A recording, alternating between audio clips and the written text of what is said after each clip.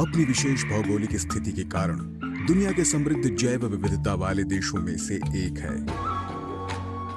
पिछले 12 वर्षों में मोदी सरकार ने वन्य जीव संरक्षण को पर्यावरणीय शासन के केंद्र में रखा है। प्रधानमंत्री नरेंद्र मोदी ने बार-बार इस बात पर जोर दिया है कि वन्य जीव संरक्षण का मतलब केवल जानवरों को बचाना ही नहीं है, बल्कि पारिस्थितिक संतुलन को बनाए रखना और आने वाली पीढ़ियों के लिए भविष्य को सुरक्षित करना भी है। पिछले एक दशक में लगभग 2% की वनावरण में वृद्धि हुई और फाओ की भी एक रिपोर्ट के अनुसार भारत उन देशों में शामिल है जिन्होंने अपने वन क्षेत्र को बचाया है और बढ़ाया है, और उसका जो स्थान है वो पहले 10वें स्थान पे था, वो 9वें स्थान पे बढ़ के पहुंचा है, और number of area of forest बढ़ाने में भी उसका 3रा स्थान है। मोदी सरकार की सबसे बड़ी उपलब्धियों में से एक भारत के संरक्षित क्षेत्रों का अभूतपूर्व विस्तार रहा है।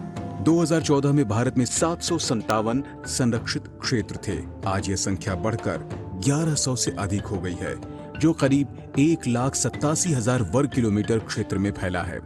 इसमें 106 राष्ट्रीय उद्यान, 574 वन्य जीव अभयारण्य, 145 संरक्षण रिजर्व और 300 से अधिक सामुदायिक रिजर्व शामिल हैं। यह बड़ा विस्तार आवास संरक्षण और पारिस्थितिक संरक्षण के प्रति सरकार की प्रतिबद्धता को दर्शाता है। मोदी सरकार ने वन्यजीव आवासों के संपूर्ण विकास योजना के जरिए प्रमुख वन्यजीव कार्यक्रमों को भी मजबूत किया है। शिकारोधी अभियानों, आवास सुधार, वन्यजीव निगरानी और प्रजातियों के संरक्षण कार्यक्रमों पर हजारों करोड़ रुपए खर्च किए गए हैं।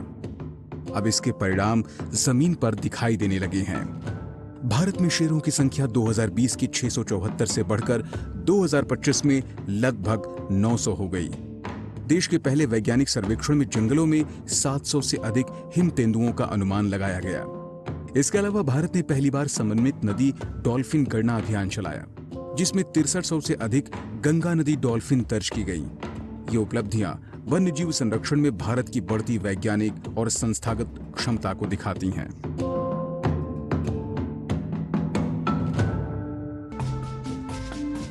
प्रधानमंत्री नरेंद्र मोदी के नेतृत्व में प्रोजेक्ट टाइगर वैश्विक सफलता की कहानी बनकर उभरा है।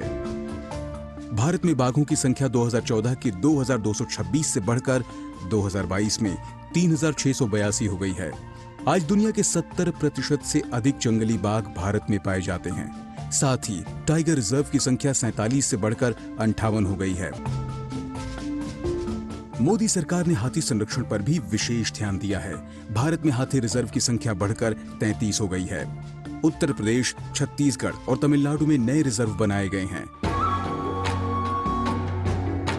मोदी सरकार के दौरान सबसे उल्लेखनीय संरक्षण अभियानों में से एक गंभीर रूप से लुप्तप्राय ग्रेट इंडियन बस्टर्ड को बचाने का प्रयास रहा है।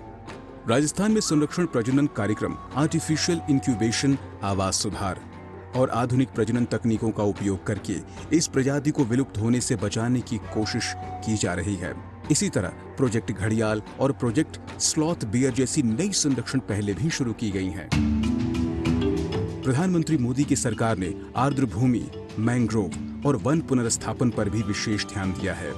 भारत में रामसर साइट्स की संख्या 2014 से पहले की 26 से बढ़कर आज 99 हो गई। मोदी सरकार के दौरान एक और बड़ी उपलब्धि भारत में चीता पुनर्वास परियोजना रही है।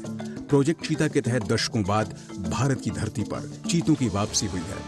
कुल्लू नेशनल पार्क एक प्रमुख संरक्षण क्षेत्र बनकर उभरा है, जबकि गांधी सागर और बन्नी को भी भविष्य के चीता आवास के रूप में विकसित किया जा रहा है। प्रधानमंत्री मोदी ने अंतर्राष्ट्रीय बिग कैट अलायंस की घोषणा भी की। आज इस गठबंधन में 30 देश शामिल हो चुके हैं, जिससे बड़ी बिल्लियों के संरक्षण में भारत की वैश्विक नेतृत्व भूमिका और मजबूत हुई है। पिछले 12 सालों में भारत की वन्य जीव संरक्षण यात्रा एक वैश्विक सफलता की कहानी बन गई है।